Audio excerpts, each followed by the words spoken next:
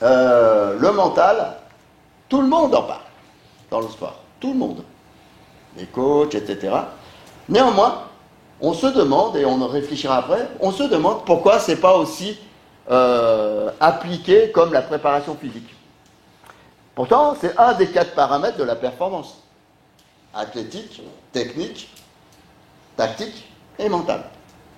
Et pourtant, moi j'ai été formateur à la Fédé de foot, j'ai été aussi entraîneur, on ne m'a jamais formé à la dimension mentale. Jamais. J'ai passé des brevets d'État, etc. On ne m'a jamais dit, on va passer 2 jours sur la dimension mentale. Pourtant, j'ai passé des journées sur la préparation physique, des journées sur la préparation technique, des journées sur la préparation tactique. Sur la dimension mentale, on m'en a donné peut-être 2 mots, mais pas plus.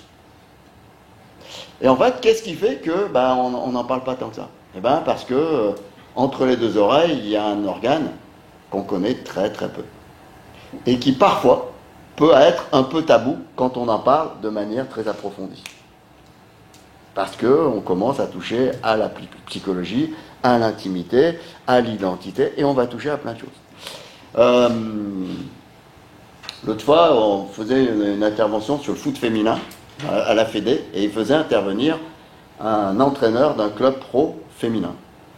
Et il y a une question, c'est, donc ils avaient observé la séance, et ils avaient dit, mais coach, comment vous faites pour intégrer la dimension mentale?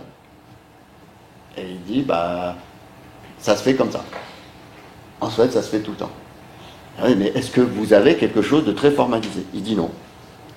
Il dit on le fait de manière naturelle, on appelle ça naturel. Mais en fait, il dit c'est de la responsabilité du coach de le faire comme ça. Donc effectivement, ce qu'on se disait après, c'est beaucoup de coachs le font de manière intuitive. Beaucoup de coachs interviennent sur cette dimension-là. Et donc, c'est d'un niveau d'efficacité et d'efficience. L'idée de cette journée, c'est de dire comment on peut, de la manière intuitive, l'organiser et la formaliser. C'est-à-dire, qu'est-ce que ça veut dire que de travailler sur la dimension mentale et d'intervenir sur la dimension mentale. Et ça va être intéressant de réfléchir autour de ça pour au moins commencer à toucher, je vais mettre entre guillemets, le niveau expert de l'approche mentale. Ça ne veut pas dire que vous allez devenir des préparateurs mentaux demain, même s'il y en a qui en font déjà leur métier. Mais ça veut dire que dans vos structures, ça peut être quelque chose qui peut être réfléchi comme comment l'intégrer en termes de projet et comment faire que ce projet devienne un élément culturel du groupe. Quand je dis groupe, c'est du club. Pourquoi? Parce que si cette dimension est tellement importante, comment faire pour que ça se diffuse et que ça se prenne en charge et que ça se développe dans la structure? Que ça soit des académies, que ça soit, etc.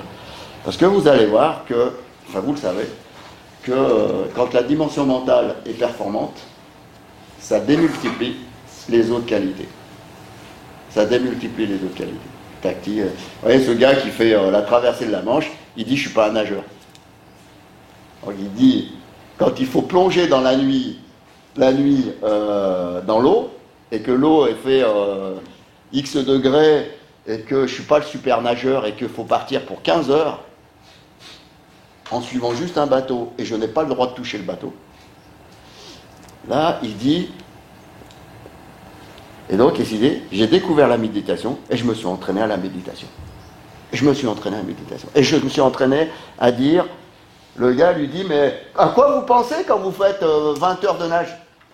Il dit, je pars pas pour 20 heures, je pars pour 1 heure. Et je médite pendant 1 heure, je réfléchis pendant 1 heure. Et ensuite, je prépare pour une 2e heure. Et je réfléchis et je médite pour une 2e heure, etc., etc. Et il dit, mais avant de plonger, je me suis entraîné à faire ça. Je me suis entraîné à vivre dans le froid, à être dehors en short, etc. Parce qu'il a dit, c'est le contexte. Et donc, je me suis entraîné à vivre dans le contexte que j'allais rencontrer, à nager dans le froid, bon, etc. Donc, l'entraînement, c'est aussi s'entraîner dans des contextes particuliers.